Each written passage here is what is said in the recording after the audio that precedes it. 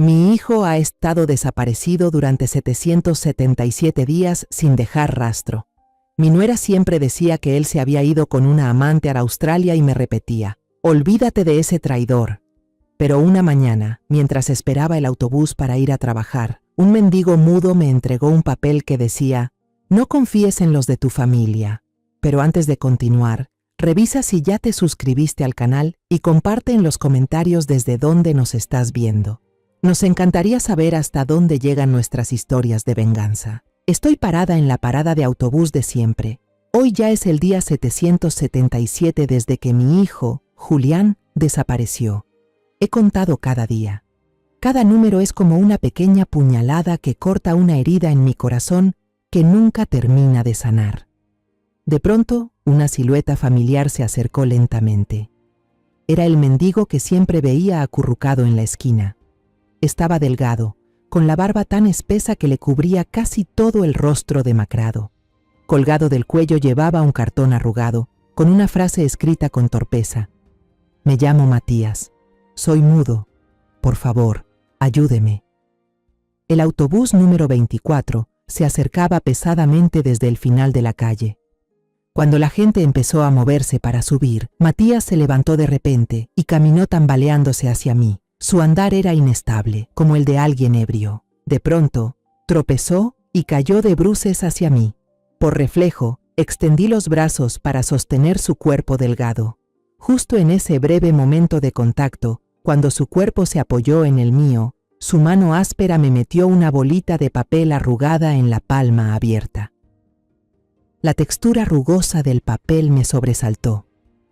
Me sorprendí y saqué la billetera para darle unas monedas, pensando que era una forma extraña de pedir dinero. Pero no, Matías negó con la cabeza insistentemente.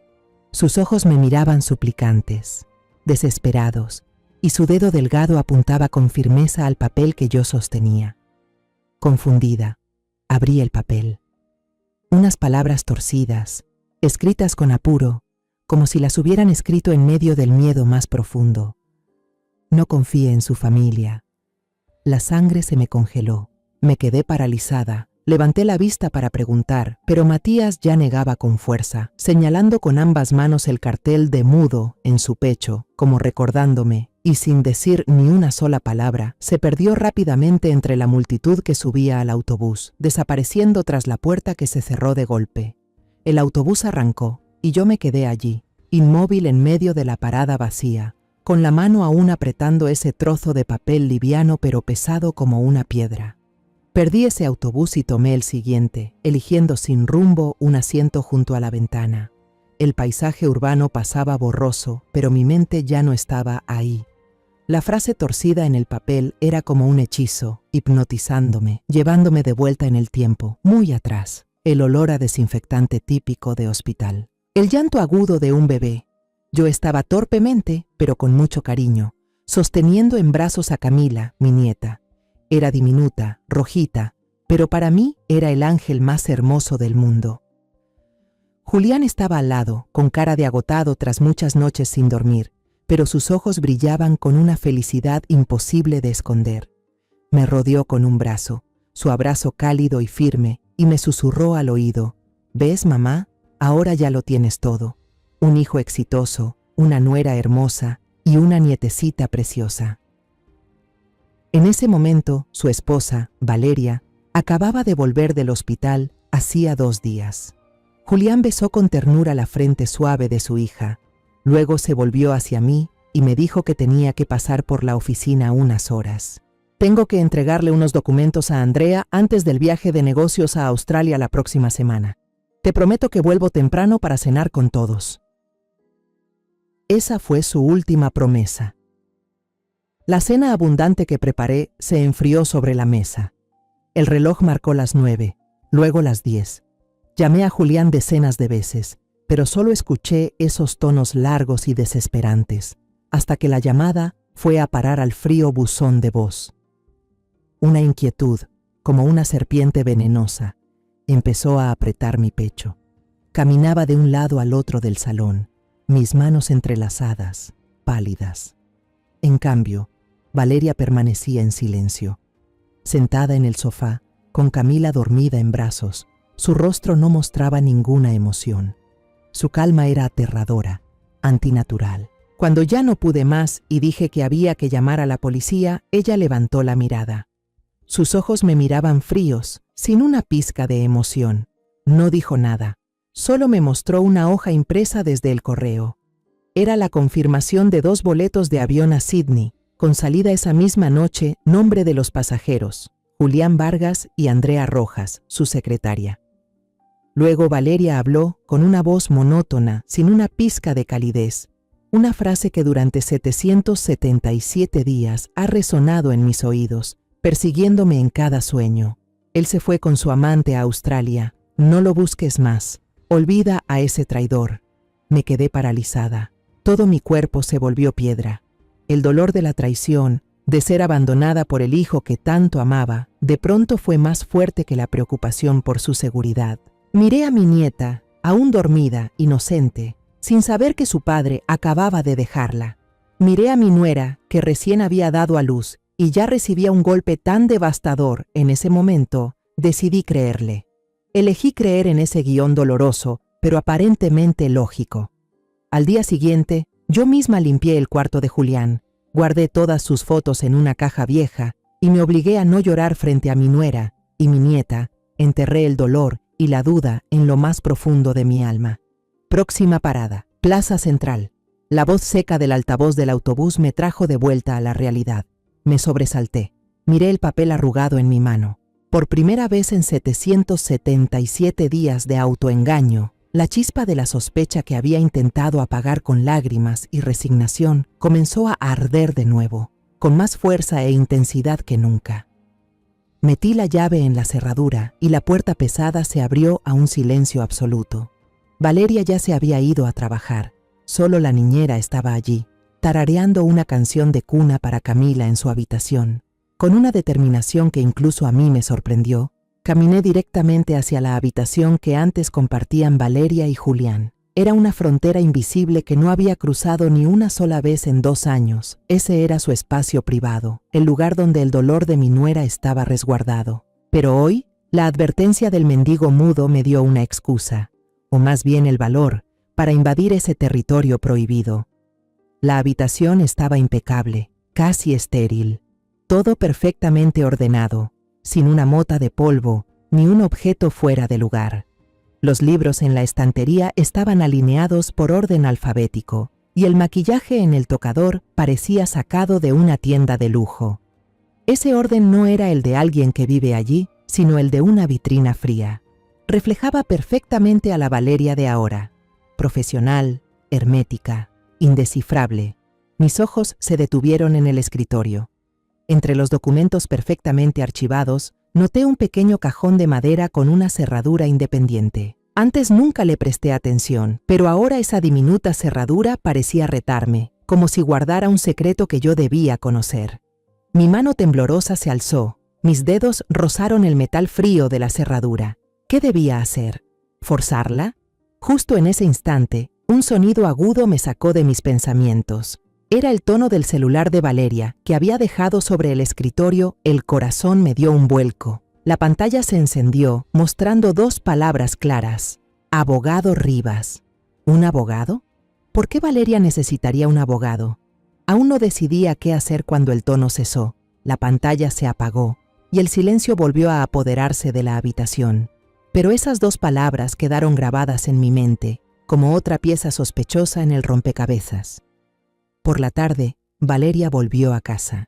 Entró con el porte de una comandante que regresa del frente, agotada pero con poder.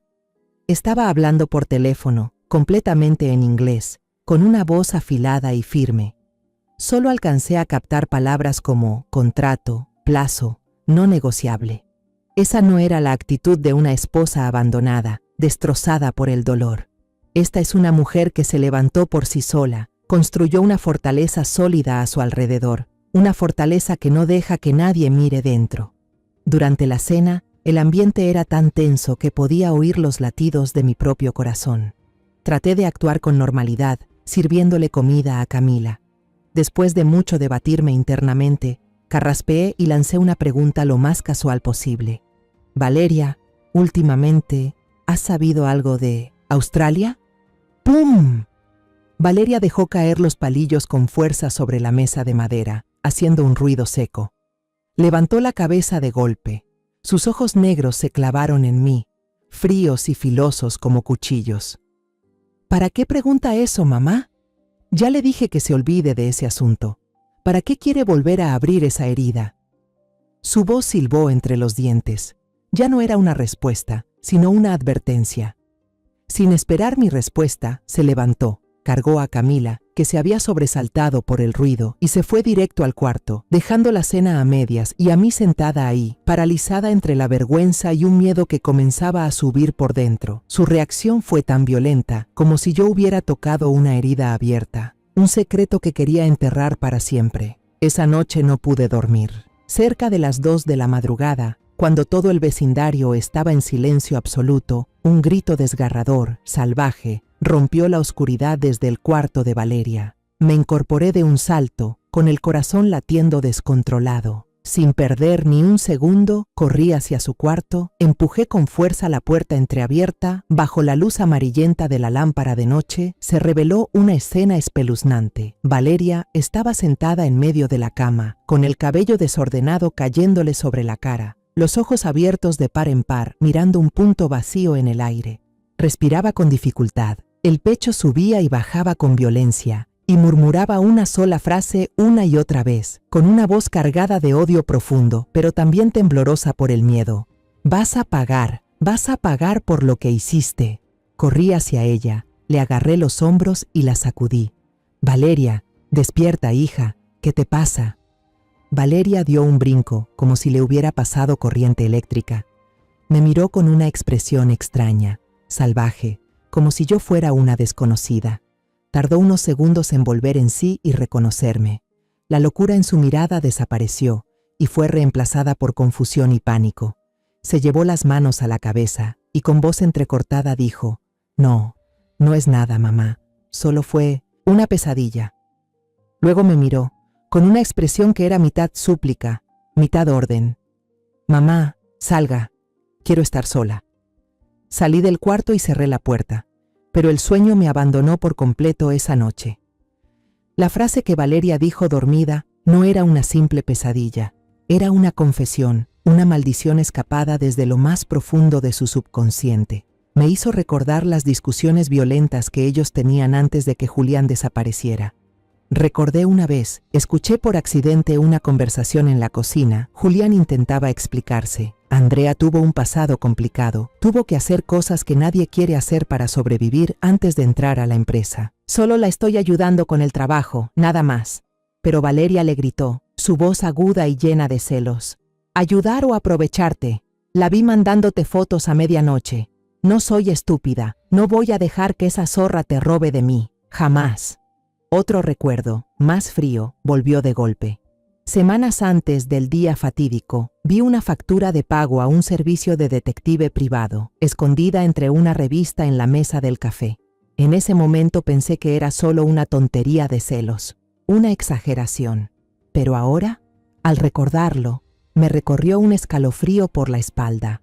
Valeria no solo estaba celosa, había actuado, había seguido a su esposo. Me senté sola en la cocina, viendo cómo la oscuridad de la madrugada empezaba a disiparse tras la ventana. El papel de Matías, la llamada del abogado. El cajón estaba cerrado con llave, una pesadilla llena de odio, la factura del detective. Todas esas piezas sueltas, antes sin sentido, de repente comenzaron a unirse, formando un cuadro borroso pero aterrador. Julián no se fugó, estoy segura de eso. A mi hijo le pasó algo. Algo horrible ocurrió aquí mismo, en esta ciudad. Y Valeria, mi nuera que parecía una víctima inocente, sabía más, mucho más de lo que había dicho. La chispa de la duda ahora se había convertido en un incendio voraz, consumiendo la poca fe que aún me quedaba. Tenía que encontrar a Matías a toda costa. Él era el comienzo, y quizás la única clave de la verdad que yo estaba buscando.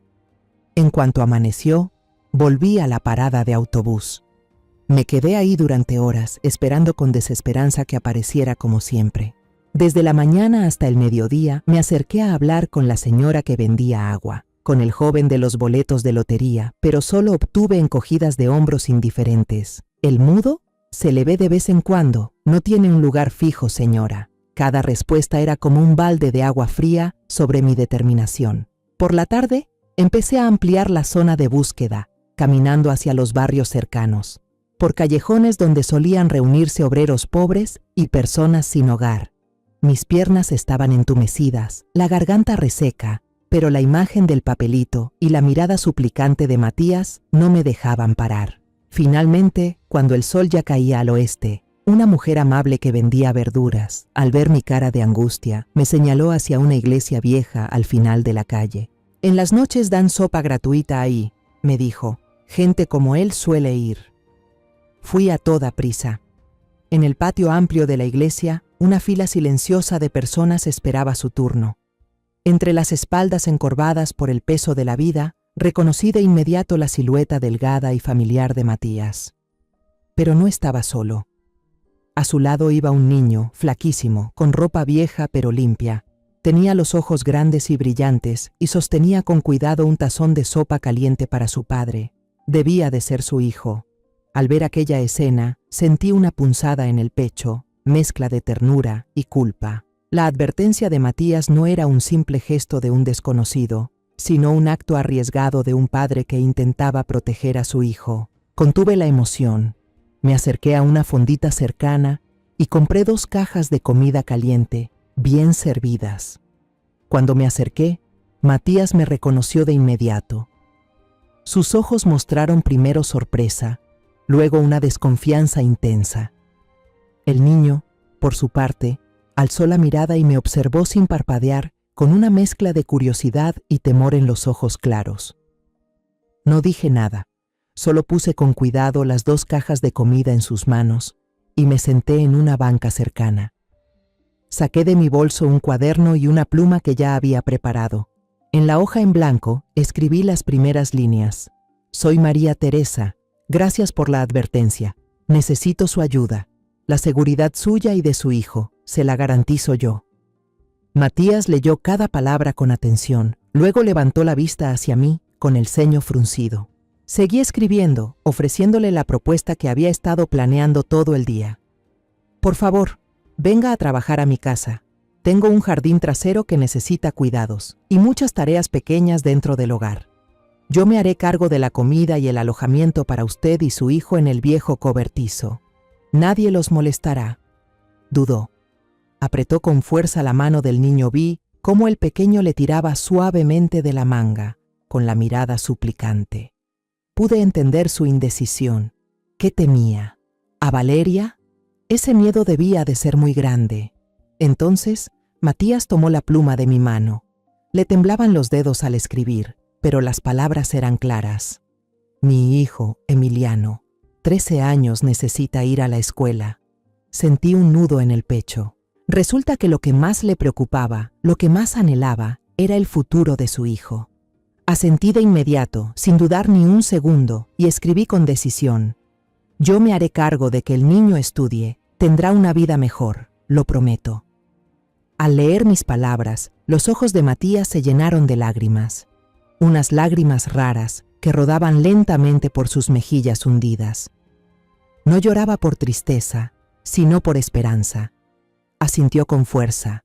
Con ese gesto me estaba confiando el destino de él y de su hijo. Llamé un taxi. Era la primera vez que Emiliano se subía a un coche. Tocaba con timidez el tapizado del asiento. Sus ojazos asombrados miraban todo lo que pasaba volando por la ventana. En el camino de regreso, mientras el coche se abría paso entre la multitud, reuní todo el valor y llamé a Valeria. Traté de controlar mi respiración, de mantener la voz lo más normal posible. «Valeria, soy mamá. Acabo de encontrarme con un padre y su hijo en la calle, muy necesitados. Los invité a quedarse un tiempo en la bodega vieja del jardín y a ayudar con algunas cosas pequeñas. Me dieron mucha pena. No pude dejarlos así». Del otro lado de la línea hubo un silencio largo, tan largo que pensé que había colgado. Y entonces, como lo imaginaba, la voz de Valeria sonó fría. algo molesta. Hacé lo que quieras, pero que no nos molesten ni a Camila ni a mí. La llamada terminó. Solté un suspiro de alivio. El primer paso estaba hecho, pero algo dentro de mí me decía que nada sería fácil. El taxi se detuvo frente al portón y mi instinto no se equivocó. Valeria había llegado antes de lo habitual.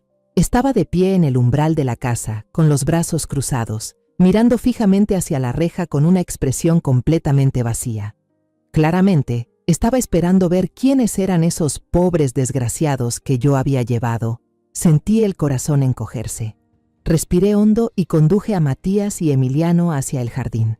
En el instante en que Matías alzó la vista y vio a Valeria ahí parada como una estatua de hielo, se quedó paralizado como si lo hubiera alcanzado una descarga eléctrica.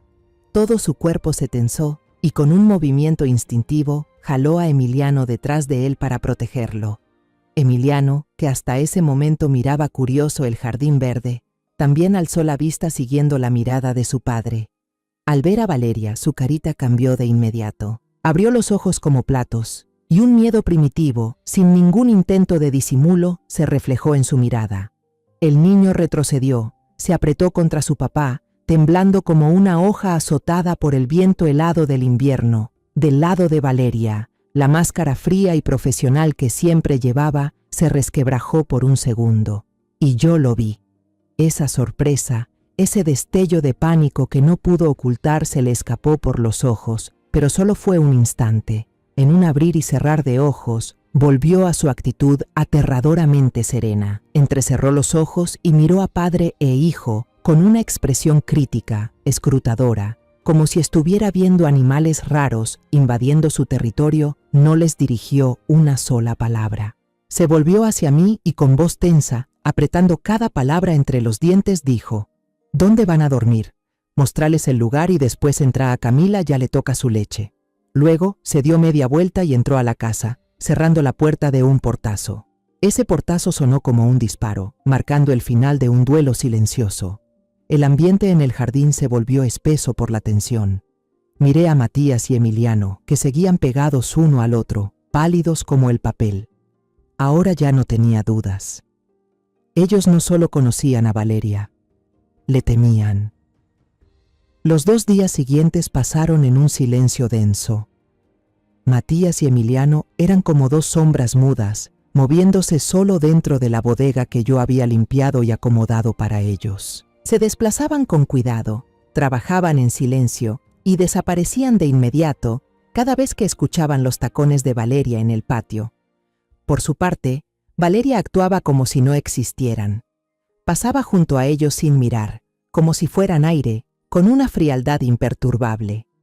La oportunidad que tanto había esperado finalmente llegó el sábado por la mañana.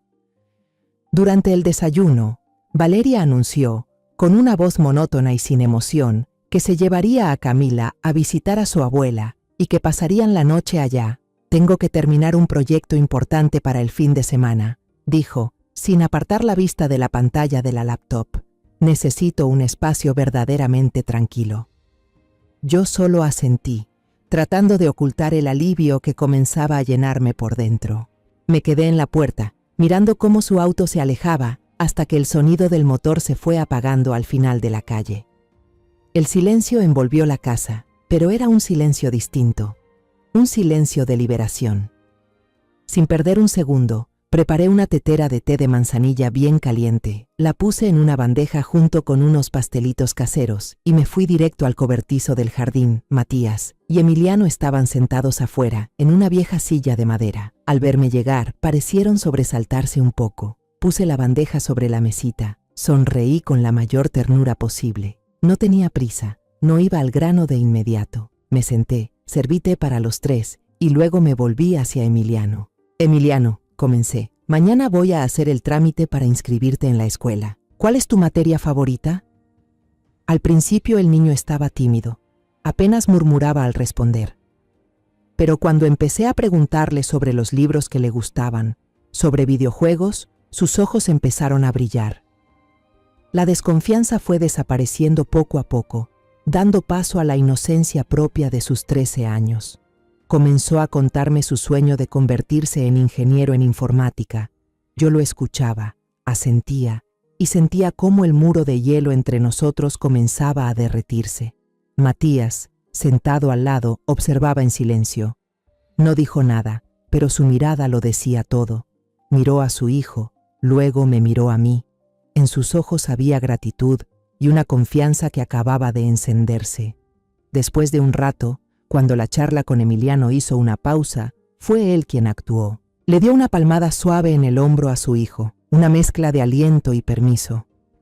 Luego me miró fijamente, con ojos suplicantes, como queriendo decir: «Usted es nuestra esperanza, déjelo hablar». Yo entendí. El corazón me latía con fuerza. Me giré hacia Emiliano, con la voz más suave y dulce que pude para no asustarlo. «Emiliano, sé que esto es muy difícil, no voy a obligarte, pero ¿podrías contarme por qué tú y tu papá le tienen tanto miedo a Valeria? ¿Qué fue lo que realmente pasó el día que el tío Julián desapareció?» El ambiente se congeló. El viento dejó de soplar, los pájaros dejaron de cantar. Emiliano inhaló profundo, sus hombros delgados temblaban. Miró a su padre, recibió un leve asentimiento, y entonces me miró a mí. Su voz temblaba, pero empezó a contar una historia que había estado enterrada por 777 días. «Mi papá y yo», empezó el niño, «hemos estado sentados en la esquina frente al edificio de oficinas del tío Julián por 3 años, así que conocemos casi todas las caras de por ahí. El tío Julián era muy buena persona, a veces hasta nos compraba comida. También conocemos a Valeria y a la secretaria que se llama Andrea. Me contó sobre las veces que Valeria fue a hacer escándalos a la oficina. La memoria de un niño es increíble. Repitió casi palabra por palabra los insultos venenosos que Valeria gritó en el lobby del edificio, dirigidos a Andrea. «Mujeres como tú solo saben vivir colgadas de los hombres, ni sueñes con robarme a mi marido». También habló de las veces en que Julián, con vergüenza, tenía que sacar a su esposa a rastras, tratando de explicarle algo sin éxito, con su cara amable llena de angustia. «Lo recuerdo muy bien ese día», continuó Emiliano, con la voz cada vez más baja, «porque estaba lloviznando. Vi a Valeria bajarse de un taxi, tenía la cara llena de furia, daba mucho miedo. Alcancé a oír cuando le dijo al guardia de la entrada que sabía que su esposo y esa tipa estaban planeando escaparse juntos esa noche. Yo contuve la respiración. Cada palabra del niño era como una aguja perforando mis tímpanos. Contó que, unos 5 minutos después de que Valeria subiera por el ascensor, él estaba refugiándose de la lluvia bajo el alero del edificio de enfrente cuando miró hacia el piso 15. Donde siempre se quedaba encendida la luz de la oficina de Julián hasta tarde. La cortina no estaba completamente cerrada, dijo Emiliano con una voz entrecortada y llena de angustia. Quedaba un espacio abierto. Vi la sombra del tío Julián y la de una mujer. Ella llevaba un abrigo oscuro, igualito al que traía la tía Valeria cuando salió del taxi. Parecían estar discutiendo muy fuerte. Y luego, el niño titubeó. Los ojos abiertos de par en par, llenos de lágrimas, como si reviviera ese instante espantoso. La sombra de la mujer levantó el brazo, susurró el niño. Se movía arriba y abajo, muy rápido, muchas veces. El tío Julián cayó justo al lado de la ventana de vidrio. Yo lo vi todo.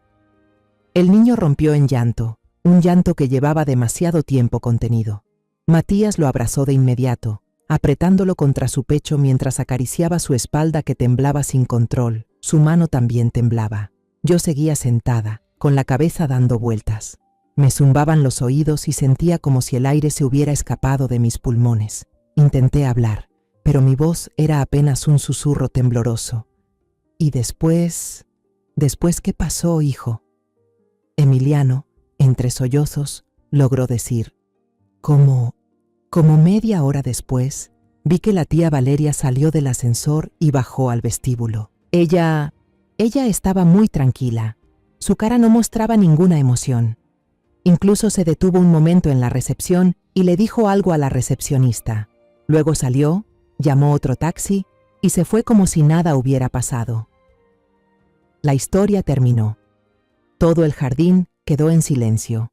Solo se oía el llanto ahogado de Emiliano y el sonido del viento que erizaba la piel. Yo seguía inmóvil en la silla, petrificada. Cada palabra del niño, cada detalle, era como un martillo golpeando mi corazón, destrozando el mundo que había intentado reconstruir durante los últimos 2 años. Ya no había dudas. Ya no eran piezas sueltas. El rompecabezas estaba completo. Mi hijo no huyó.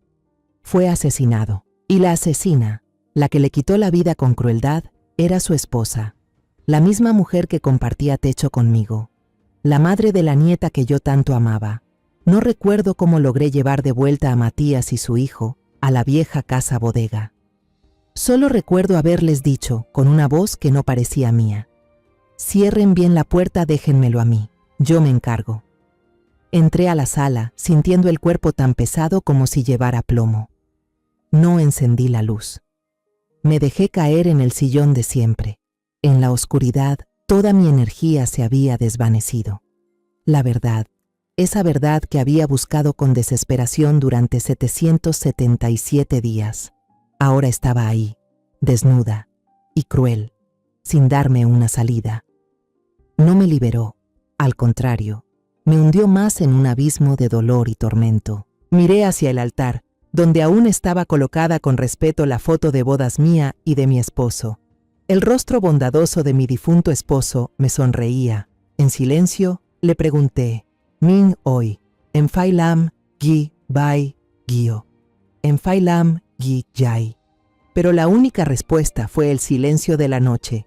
Tambaleándome, entré en la habitación de Camila, donde ella solía quedarse cuando venía. Me dejé caer junto a la cuna vacía, con la mano temblorosa acariciando el peluche desgastado. El olor dulzón a leche de mi nieta aún flotaba en el aire. En mi mente se proyectaba una película desordenada y confusa. La imagen de Camila riendo a carcajadas, tan pura como un ángel. El rostro inexpresivo y helado de Valeria en la cena. Y luego, la imagen de Julián cayendo en el relato lleno de lágrimas de Emiliano. Esas 3 imágenes se mezclaban, se cruzaban, torturaban mi mente. Una lucha feroz se desataba dentro de mí. Si desenmascaro a Valeria, le haré justicia a Julián. Pero, ¿cuál es el precio a pagar? Mi pequeña nieta, Camila, crecerá cargando el estigma de ser la hija de una criminal. Toda su vida estará marcada por la culpa de su madre. Pero si guardo silencio, si entierro esta verdad para proteger el futuro de mi nieta, entonces el alma de mi hijo jamás descansará en paz. Mi hijo seguirá siendo recordado como un traidor, como un hombre que abandonó a su esposa y a su hija. Yo no puedo soportar eso. En los momentos que parecen más silenciosos, el dolor grita más fuerte.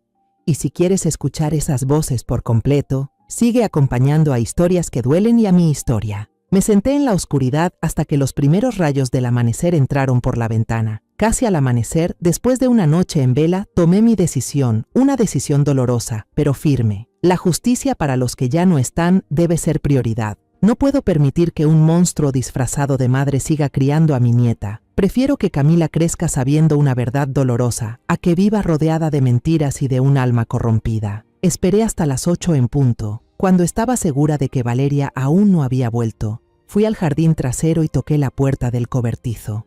Emiliano abrió, con los ojos todavía hinchados. Traté de mantener mi voz lo más serena posible, sin dejar escapar la tormenta que me rugía por dentro. Emiliano, ¿puedes venir conmigo a un lugar? No tengas miedo, solo necesitas contar la verdad una vez más. Te prometo que estaré a tu lado. Emiliano retrocedió asustado, pero al ver la determinación inquebrantable en mis ojos, dudó un momento y luego asintió. Matías estaba detrás de él, sujetándole fuerte la mano, con una mirada que mezclaba angustia absoluta y confianza total en mí. Conduje el auto directo a la comisaría de la ciudad. Apreté el volante con tanta fuerza que mis nudillos se pusieron blancos. Pedí hablar directamente con el inspector encargado de los casos graves. Al principio, el policía de guardia parecía dudar, pero cuando hablé con voz firme y clara: esto está relacionado con la desaparición de mi hijo, Julián Vargas, hace 2 años. Su actitud cambió de inmediato. Nos llevaron a una sala de interrogatorio privada. Un rato después, un inspector de edad avanzada, Con rostro curtido por la experiencia, se presentó como Morales y entró. Miró al niño encogido por el miedo y luego me miró a mí, con ojos escrutadores. Con la ayuda y el acompañamiento de una oficial psicóloga, Emiliano contó toda la historia. Esta vez, aunque seguía asustado, habló con más claridad y detalle, desde los episodios de celos de Valeria hasta el momento aterrador que presenció desde la ventana de la oficina. Incluso describió con exactitud el abrigo de lana verde musgo oscuro que Valeria llevaba aquel día. Mientras Emiliano declaraba, mi teléfono vibró con fuerza en el bolsillo. Era el número de la madre de Valeria, mi consuegra. Mi corazón dio un vuelco. Dudé un segundo y contesté. Del otro lado no hubo saludo, solo gritos y sollozos desesperados. María, ven ya, Valeria, se volvió loca. Acaba de llegar a casa, vio a 2 extraños en el jardín, empezó a romper todo gritando, ¿qué hacen aquí? ¿Quién los mandó? Y luego empezó a golpearse la cabeza contra la pared. Me quedé helada. La sangre se me congeló. Valeria había regresado, había visto a Matías. Lo había entendido todo. La muralla que había construido durante 2 años se había derrumbado. Salí corriendo de la comisaría, después de que el inspector Morales prometiera enviar agentes de inmediato para controlar la situación. Conduje de regreso a casa, con la mente en blanco, solo con los gritos de mi consuegra y la imagen delirante de Valeria repitiéndose una y otra vez. La escena que encontré al llegar fue espeluznante. La reja de la casa estaba abierta de par en par y algunos vecinos curiosos se habían reunido en la calle, señalando hacia adentro. Matías y Emiliano estaban acurrucados en una esquina del patio, pálidos del miedo. Dentro de la casa todo estaba hecho un desastre.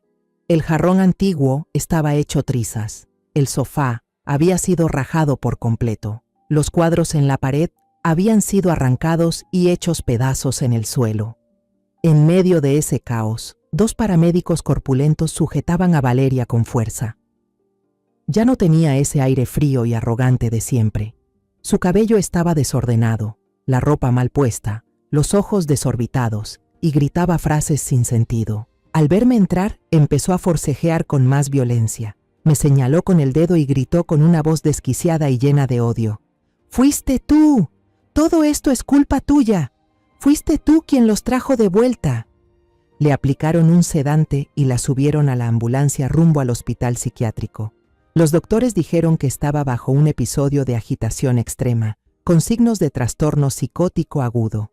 Justo después de que la ambulancia se alejó con la sirena encendida, la madre de Valeria llegó con Camila. Me miró con una mezcla de enojo y resignación. Puso a Camila, que todavía estaba confundida sin entender lo que pasaba, en mis brazos y me dijo con voz cansada, «Yo ya no puedo con ella, quédesela usted». Aquella noche recibí los papeles temporales de custodia de mi nieta. La abracé, dormida profundamente entre mis brazos, sentada en medio de una casa destrozada y fría. La tormenta había llegado de verdad y se había llevado todo a su paso, dejando solo cenizas y un futuro incierto. A la mañana siguiente, nuestra casa fue acordonada con cintas amarillas de la policía.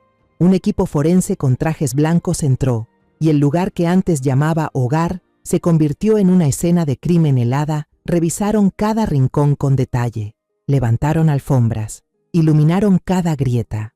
Se enfocaron especialmente en el cuarto de Valeria y el antiguo despacho de Julián. Yo solo podía mirar desde lejos, sintiéndome una extraña en mi propia casa, mientras empacaban la computadora, teléfonos, diarios y cajas llenas de documentos de trabajo de Valeria en cajas selladas. Luego me llevaron a la estación para tomar una declaración oficial. Sentada en una sala gris de interrogatorio, relaté todo de forma casi automática. La tensión creciente entre Julián y Valeria, la existencia de la secretaria Andrea, la pesadilla, la factura del detective. Cada palabra que decía era como abrir una herida, exponiendo las tragedias íntimas de mi familia. Ante extraños, Emiliano también fue llevado a declarar nuevamente, esta vez con la presencia de un abogado y un psicólogo infantil.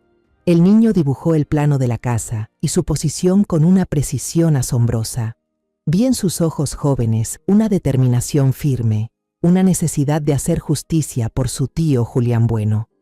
Los primeros días pasaron con una esperanza frágil. Yo creía que con el testimonio del pequeño testigo, la policía descubriría la verdad pronto. Unos días después, el inspector Morales me llamó a su oficina para darme novedades. Fui con el corazón acelerado, esperando un gran avance. Pero al ver la expresión incómoda en su rostro, supe que no sería fácil. Señora María, comenzó, con un tono comprensivo pero profesional. Creemos en el testimonio del niño Emiliano. Su relato encaja perfectamente con las contradicciones que usted nos contó. El motivo de Valeria es claro, pero tenemos un problema legal muy serio. Sentí cómo se me hundía el corazón. Él explicó que el testimonio de un testigo de apenas 13 años, que además presenció los hechos desde lejos, a través de una ventana de vidrio y en medio de una llovizna, sería muy fácil de desacreditar por el abogado defensor. Ante el tribunal dirán que el niño fue influenciado por las peleas que había presenciado anteriormente, que todo es producto de la imaginación de un menor. Revisamos todas las cámaras de seguridad del edificio ese día. Continuó. El video solo muestra a la señorita Valeria entrando y saliendo. Permaneció en el edificio unos 45 minutos. No se registró ninguna escena inusual. Luego mencionó lo más importante, una verdad dura como un mazo golpeando de lleno mi esperanza. Hemos excavado en el jardín de su casa, inspeccionado minuciosamente el coche de la señorita Valeria. Incluso usamos detectores de metales y perros entrenados. Señora, no encontramos ni un solo rastro significativo, ni un arma, y lo más importante, no hallamos ningún cuerpo. Tiene que entender que no podemos acusar a alguien de intento de homicidio si no hay pruebas fehacientes de una muerte.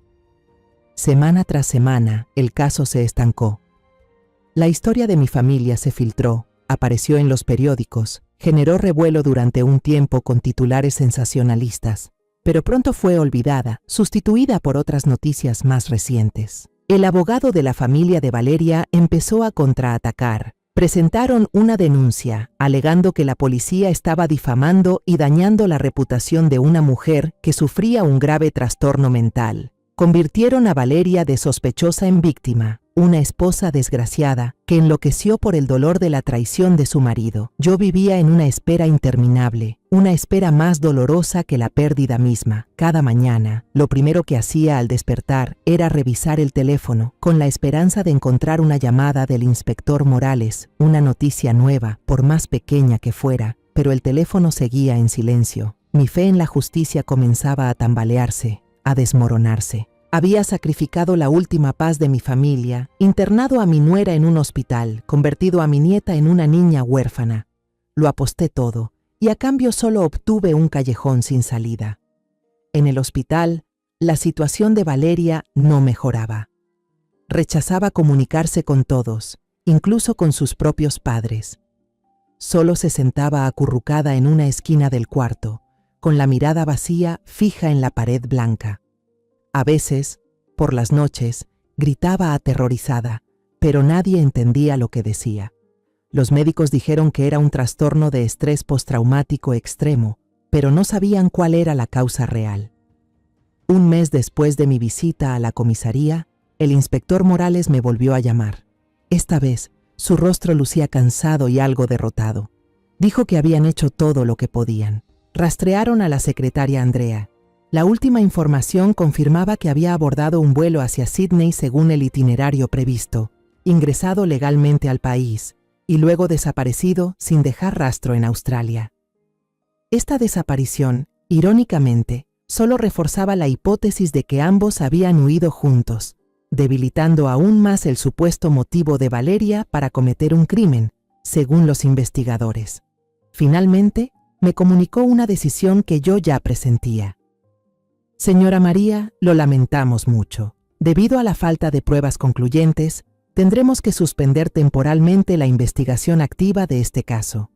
El expediente no se cerrará, pero no podemos seguir destinando recursos a una investigación sin avances. Sin embargo, añadió, como último consuelo, anunciaremos una recompensa importante para cualquier persona que proporcione información que lleve al hallazgo del cuerpo del señor Julián o de la señorita Andrea.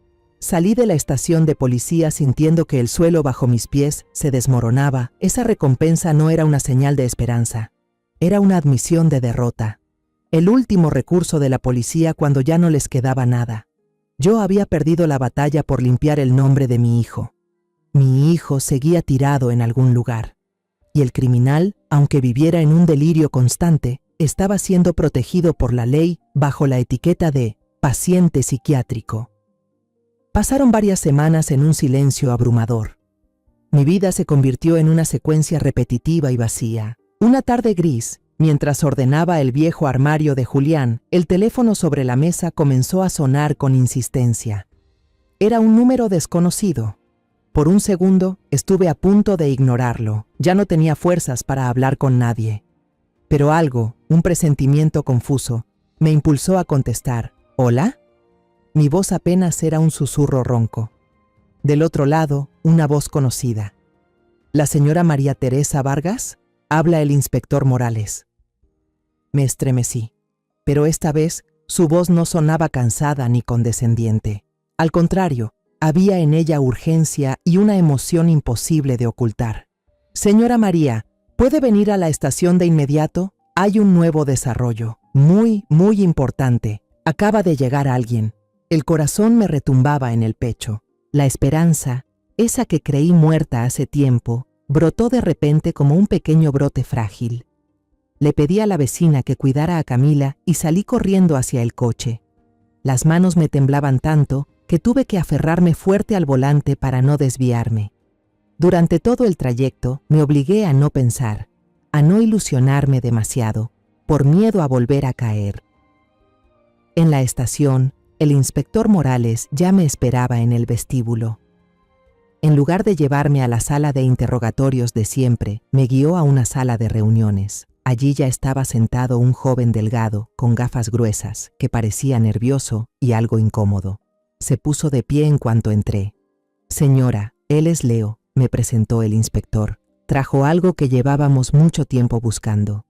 El joven se presentó como programador. Comenzó a relatar su historia con voz temblorosa, pero clara. 2 años atrás, cuando aún era estudiante de último año, vivía en el edificio justo enfrente de la empresa de Julián. Estaba desarrollando un proyecto complejo sobre tecnología de reconocimiento de movimiento y había programado una pequeña cámara de seguridad en el balcón de su departamento para grabar automáticamente todo lo que sucedía en las ventanas del edificio de enfrente y guardarlo en un disco duro externo. El objetivo era solo recopilar datos para su algoritmo. Explicó. Después de entregar mi proyecto y graduarme, tiré ese disco duro en una caja con libros y me olvidé de su existencia. La semana pasada, al empacar mis cosas para mudarme, pensé en vender algunos discos duros viejos al fierro viejo. Lo conecté a la computadora con la idea de borrar todo por seguridad, cuando de pronto vi en internet la noticia sobre la gran recompensa que ofrecía la policía por el caso de su hijo. La curiosidad me ganó, continuó Leo, y usé un software para buscar archivos del día mencionado según la fecha del artículo. Y lo encontré, un video de casi 1 hora de duración.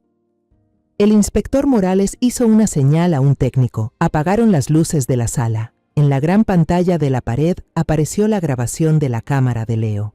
La calidad del video no era perfecta, algo borrosa por la lluvia y el ángulo inclinado desde arriba, pero lo suficiente para ver dentro de la oficina iluminada de Julián a través de una gran ventana. La sala contuvo la respiración. Vi a mi hijo, Julián, de pie, hablando con una mujer.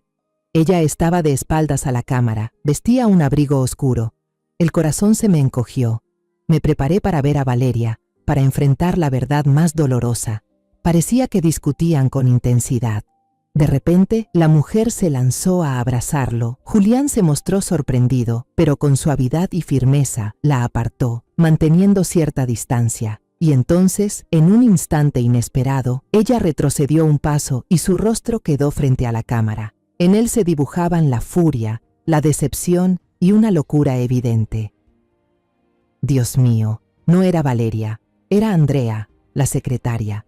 Antes de que pudiera reaccionar, antes de que mi cerebro procesara esa información tan impactante, Andrea sacó algo brillante de su bolso, un cuchillo. Se lanzó sobre Julián como una bestia acorralada y fuera de sí. ¡No!, grité con todas mis fuerzas, tapándome la boca con ambas manos para contener el sollozo que amenazaba con salir. El inspector Morales me puso una mano en el hombro para calmarme, pero mi cuerpo entero temblaba sin control. La pantalla seguía reproduciendo esa escena espantosa. Julián cayó al suelo a Andrea. Tras un momento de pánico, recuperó una calma escalofriante. Corrió la cortina, bloqueando la vista de la cámara, pero el video siguió, solo con audio. Un rato después, la cortina se volvió a abrir. Todo parecía haber sido limpiado. Andrea sacó una maleta enorme de un closet empotrado. El video terminó. La pantalla del proyector se apagó y la sala quedó sumida en la oscuridad y el silencio absoluto. Me dejé caer en la silla, completamente deshecha. Las lágrimas me corrían por las mejillas, pero esta vez no eran por el dolor de haber perdido a Julián. Eran lágrimas de shock, de incredulidad y de una culpa inmensa que me desgarraba por dentro. Levanté la vista hacia el inspector Morales y le dije con la voz entrecortada: «Valeria, la niña, ella no hizo nada. Dios mío, es inocente». El inspector Morales asintió, con voz firme y llena de empatía. «Así es, señora. Todo ha quedado claro. En nombre del Departamento de Policía, le pedimos disculpas por haberla hecho pasar por esta experiencia tan horrible». Otro agente comenzó a explicar los análisis más recientes. Basados en las pruebas irrefutables de la memoria USB, volvieron a mostrar el video de la cámara de seguridad del edificio. Esta vez, todo era aterradoramente claro. La grabación mostraba que Valeria llegó unos 15 minutos después que Andrea. Se sentó en la sala de espera, con el rostro lleno de preocupación. Se retomó la declaración del guardia de seguridad de aquel entonces, y ahora todo coincidía. La señorita Vargas parecía muy inquieta. Caminaba de un lado a otro y luego se sentaba. Después subió a la oficina, pero bajó enseguida, con cara de decepción. Exacto. Valeria había subido a buscar a Julián, pero en ese momento la tragedia ya había ocurrido. Ella se fue antes de que Andrea sacara la maleta maldita del edificio. El inspector Morales también explicó la declaración de Emiliano. El niño no estaba equivocado, señora, vio un crimen. Pero, por la poca luz, la distancia y por haber presenciado antes escenas de celos de Valeria, confundió la identidad de la agresora. La chaqueta oscura lo engañó. Aún así, fue un testigo muy valiente. Sin él, nunca habríamos tenido motivos para reabrir el caso. Todo el plan macabro de Andrea quedó al descubierto ante mis ojos. Ella lo había planeado todo con meticulosidad. Aprovechó el viaje de trabajo que Julián ya tenía programado y lo usó como coartada perfecta. Deshacerse del cuerpo de Julián metiéndolo en una maleta fue una jugada brutal y aterradoramente inteligente. Ningún guardia, nadie, sospecharía de una secretaria empujando con esmero la maleta de su jefe rumbo al aeropuerto. Andrea incluso creó una coartada falsa, usando el teléfono de Julián para enviarle un último mensaje seco a Valeria que decía: «Me voy», reforzando así la historia del supuesto abandono que ella había inventado. Rastrearon el historial de vuelos. Andrea había comprado pasajes para ambos con destino a Australia, pero nunca subió a ese avión. En su lugar, usó un pasaporte falso y voló desde un pequeño aeropuerto de otra ciudad rumbo a Panamá. Ella había borrado todas las huellas de forma profesional. Inmediatamente se inició una búsqueda a nivel internacional. La imagen de Andrea Rojas fue enviada a Interpol. Se emitió una notificación roja, el nivel más alto de búsqueda internacional. Su rostro hermoso, pero lleno de maldad, apareció en todos los noticieros. Días después, la historia explotó en los medios. Los titulares decían: «Giro inesperado en el caso del CEO desaparecido. La verdadera culpable es la secretaria fugada». Las fotos de Andrea y Valeria aparecían una al lado de la otra en todos los periódicos. Mi familia, que antes era vista como la de la sospechosa, de repente se convirtió en la víctima de una tragedia dolorosa y complicada. Los susurros y las miradas sospechosas de los vecinos ahora se habían convertido en miradas de compasión, pero eso no me hacía sentir mejor. Durante esos días de espera angustiante, vivía atormentada por el remordimiento. El dolor de perder a mi hijo se mezclaba con la culpa de haber acusado injustamente a mi nuera. ¿Qué he hecho? Fui yo, con mis dudas, quien la empujó al hospital, quien le arrebató los últimos días de su inocencia. Fui al hospital psiquiátrico a visitar a Valeria. Ella seguía allí, sentada en la silla junto a la ventana, ajena al mundo.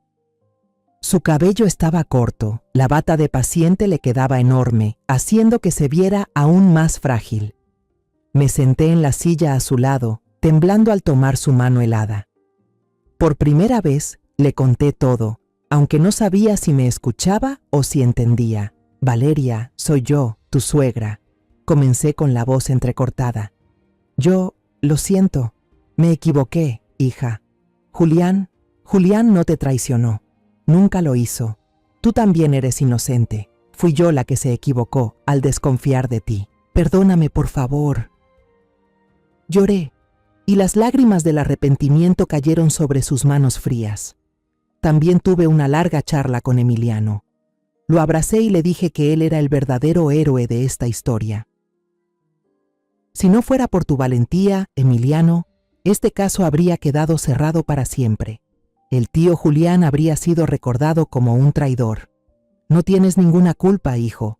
Tú fuiste quien trajo la verdad a la luz. Pasaron 6 largos meses.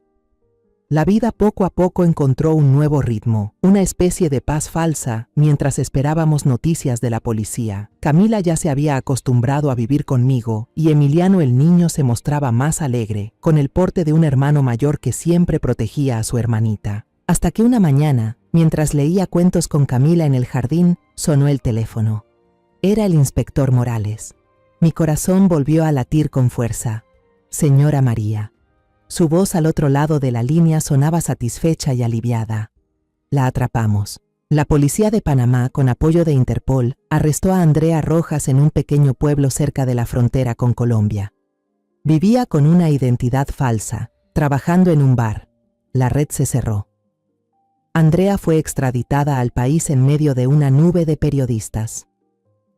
Su imagen bajando del avión de la policía, esposada, apareció en todos los noticieros.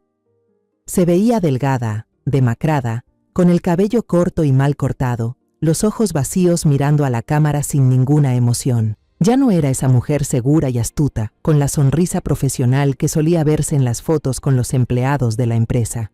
El tiempo y la culpa lo habían devorado todo, dejando solo un cascarón vacío. En el primer interrogatorio, al enfrentarse con el video irrefutable de la memoria USB de Leo, el último muro de defensa de Andrea se vino abajo, ya no negó más.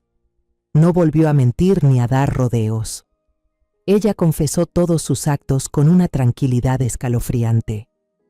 Lo primero que el inspector Morales le pidió fue la ubicación del cuerpo de mi hijo. Con una voz monótona, sin mostrar emoción alguna, Andrea dibujó un mapa burdo en una hoja de papel, señalando un terreno baldío cerca del río, donde la gente suele tirar escombros de construcción. Enterré la maleta ahí, debajo de un montón de ladrillos rotos, dijo, como si estuviera dando indicaciones para llegar a un lugar cualquiera.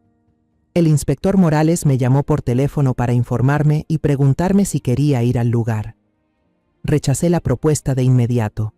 No quería ver a mi hijo en esas condiciones. No quería que la última imagen de Julián fuera una escena tan desgarradora. Esa tarde no me moví de casa. Abracé con fuerza a Camila y recé en silencio. Matías y Emiliano también se sentaron a mi lado en completo silencio, sin separarse de mí ni un momento. Su presencia fue un consuelo silencioso por el que me sentí profundamente agradecida. Al caer la noche, el inspector Morales volvió a llamar. Su voz se tornó grave, con una mezcla de alivio y profundo pesar. Lo encontramos, señora. Le damos nuestras más sinceras condolencias. Al día siguiente, enfrenté el momento más doloroso en la vida de una madre. Fui al depósito de cadáveres para realizar el reconocimiento. Aunque ya me había mentalizado, cuando el forense levantó lentamente la sábana blanca, mis piernas se rindieron. El tiempo y la tierra habían destruido muchas cosas, pero aún así reconocí a mi hijo. Lo reconocí por el anillo de bodas de platino que nunca se quitaba. Era el anillo que Valeria le puso el día de su boda, símbolo de un amor que él protegió con su propia vida. Lloré hasta quedarme sin lágrimas. Lloré por los 777 días en que mi hijo yació solo bajo la tierra fría. Lloré porque al fin se le había devuelto su inocencia. Unos meses después, se llevó a cabo el juicio de Andrea. Estuve sentada en la primera fila, la destinada a la familia de la víctima. Quería mirar de frente a la mujer que destruyó a mi familia. Quería oír de su propia boca toda la verdad. El fiscal presentó en detalle todo el proceso del crimen, desde la preparación del arma, el plan meticuloso para deshacerse del cuerpo, hasta la manera cruel en que creó una coartada falsa para culpar a otra persona. La sala del tribunal quedó en completo silencio. Al ser interrogada sobre su motivación, Andrea comenzó a declarar. Su voz ya no era indiferente, ahora rebosaba de amargura y odio. Contó sobre su pasado difícil, sobre los trabajos poco dignos que tuvo que hacer para sobrevivir. Julián fue el primero en darle una oportunidad real. La trató con respeto y amabilidad, algo que nunca antes había experimentado. Esa amabilidad, lamentablemente, ella la confundió con amor. En ella surgió un sentimiento ciego, una necesidad enfermiza de posesión. Confesó que enviaba intencionalmente mensajes y fotos ambiguas al teléfono de Julián, buscando la forma de que Valeria los viera por casualidad. Su objetivo era separarlos. Deseaba que Valeria, con su carácter celoso, no soportara más la situación y lo dejara. Entonces, ella tendría su oportunidad. Andrea relató que en aquel día fatídico, sabía que Julián se iría de viaje por trabajo. Era su última oportunidad. Llegó temprano a la oficina, una última vez, para confesarle sus sentimientos. Para apostar todo le dijo a Julián: si me dices una sola palabra, lo dejo todo y me voy contigo. Empezaremos una nueva vida. Julián, mi hijo, la rechazó de manera clara y firme. Según el testimonio de Andrea, mi hijo le dijo: Andrea, lo siento mucho. Solo te veo como una colega, como una hermana menor. Amo a mi esposa y a mi hija más que a nada en este mundo. Por favor, no vuelvas a meterte en mi familia. Esa frase, una frase llena de responsabilidad y amor de un esposo, de un padre, fue precisamente la gota que derramó el vaso. El rechazo rotundo convirtió el amor ciego de Andrea en un odio desquiciado. Si yo no puedo tenerlo, gritó ella en el tribunal, con los ojos desorbitados. Entonces nadie podrá, ni siquiera su esposa. El mazo del juez golpeó con un sonido seco, firme, dictando la sentencia más justa para el crimen de Andrea. El resto de su vida terminará tras los barrotes de una prisión. El caso se cerró oficialmente. La justicia, aunque tardía, finalmente se cumplió.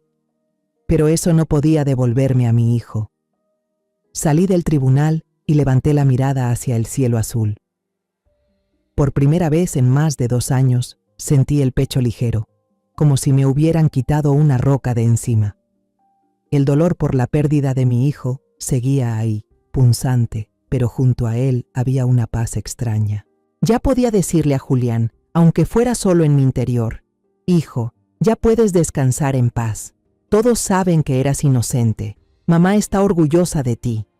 Después del juicio, la vida de mi familia no volvió de inmediato a la normalidad, porque esa normalidad ya no existía. En cambio, empezamos a construir una nueva normalidad sobre los escombros. El jardín detrás de la casa, donde una vez fueron testigos de enfrentamientos silenciosos, volvió a florecer. Bajo las manos dedicadas de Matías, los rosales comenzaron a echar flores, y la enredadera de flor de yuca volvió a perfumar las noches.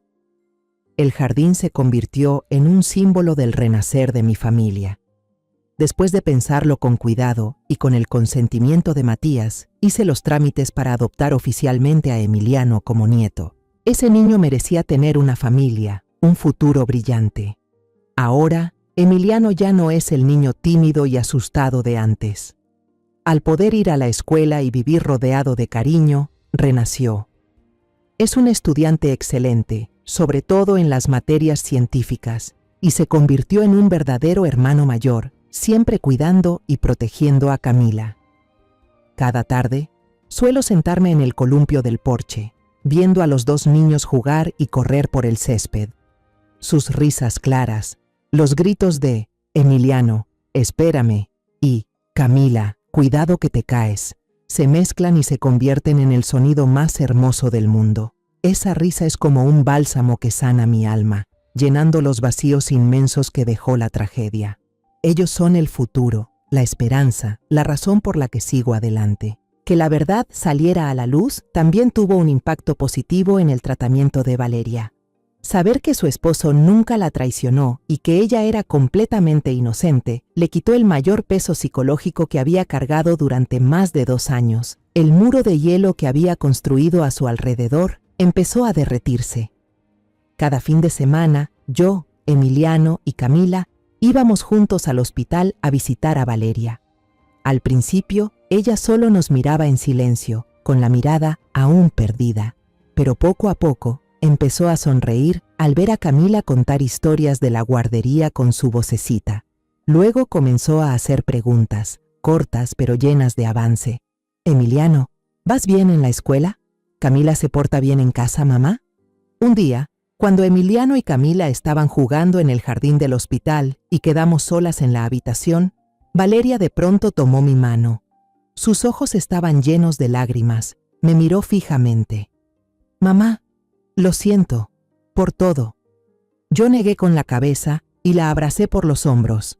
La que debe pedir perdón soy yo. No confié lo suficiente en ti ni en Julián. Olvidemos el pasado juntas y empecemos de nuevo, ¿sí, hija? El médico que atiende a Valeria dijo que, con esta evolución tan positiva, quizá pronto podría volver a casa con su familia. En el 3er aniversario de la muerte de Julián, ya no lloré desconsoladamente como en los años anteriores. Llevé con mis 2 nietos un ramo de margaritas blancas, la flor que más le gustaba a Julián, a su tumba. La lápida, ahora cubierta de hierba verde, descansaba tranquila bajo un flamboyán. Emiliano limpió cuidadosamente la piedra con un pañuelo, donde estaba grabado el nombre y la sonrisa radiante de mi hijo Camila, que ya estaba más grande y entendía mejor las cosas. Colocó sobre la tumba un dibujo torpe que ella misma había hecho. En el dibujo aparecían 3 personas tomadas de la mano. Una anciana de cabello blanco, un niño alto y una niña pequeña. La niña se inclinó y susurró a la fría lápida: «Papá, él es Emiliano y ella es mi abuela. Te extrañamos mucho». Yo me quedé ahí, mirando al cielo azul. El dolor de haber perdido a un hijo nunca desaparecerá. Ya es parte de mí, un vacío imposible de llenar. Pero ahora, junto a ese dolor, también hay amor, esperanza y responsabilidad. La responsabilidad de criar a esos 2 niños con valores. La responsabilidad de seguir viviendo una vida con propósito. Tomé la mano de cada uno de mis nietos, uno a la izquierda, uno a la derecha. Vámonos a casa, mis amores. Esta tarde, la abuela va a preparar el flan de caramelo que más le gustaba a su papá Julián. De regreso, la luz dorada del atardecer envolvía suavemente nuestras 3 siluetas, una mayor y 2 pequeñas, caminando juntas. La tragedia quedó atrás, dejando cicatrices imborrables. Pero la vida, aunque ya no sea perfecta, sigue. Y nosotros, los que seguimos aquí, viviremos por Julián, de una manera plena, con sentido y en paz. Hay verdades que no salen a la luz, que solo se revelan en las sombras más profundas de la duda, el dolor y el remordimiento. Yo he vivido con el dolor de perder a un hijo, con la sospecha que me consumía por dentro, y finalmente, con el arrepentimiento de haber acusado a un inocente. Pero ese mismo camino me enseñó que la justicia no siempre llega a tiempo, pero si uno es lo suficientemente paciente y valiente para llegar hasta el final, la verdad no quedará enterrada para siempre. Pagué un precio muy alto por haber confiado en la persona equivocada, pero también aprendí a levantarme, a enfrentar mis errores y a enmendarlos con acciones. Ser madre no solo es amar a un hijo en vida, sino también defender su honor y su verdad incluso después de su partida. Y ser humano, a veces, no significa elegir lo perfecto, sino lo más correcto dentro del dolor. Yo elegí la verdad. Yo elegí la justicia. Aunque me cueste el resto de mi vida, no me arrepiento. Esta historia que acabas de escuchar ha sido modificada en nombres y lugares para proteger la identidad de los involucrados. No la compartimos para juzgar, sino con la esperanza de que alguien escuche y se detenga a reflexionar. ¿Cuántas madres están sufriendo en silencio dentro de su propio hogar? De verdad me pregunto, Si tú estuvieras en mi lugar, ¿qué harías? ¿Callarías para no causar problemas o te atreverías a enfrentarlo todo para recuperar tu voz? Me encantaría conocer tu opinión sobre esta historia de historias que duelen, o cualquier sugerencia para que podamos mejorar nuestro contenido. Que Dios te bendiga, y estoy segura de que la valentía nos llevará a días mejores. Ahora, en la pantalla final te dejaré 2 de las historias más queridas del canal. Estoy segura de que te van a sorprender. Gracias por haberte quedado conmigo hasta este momento.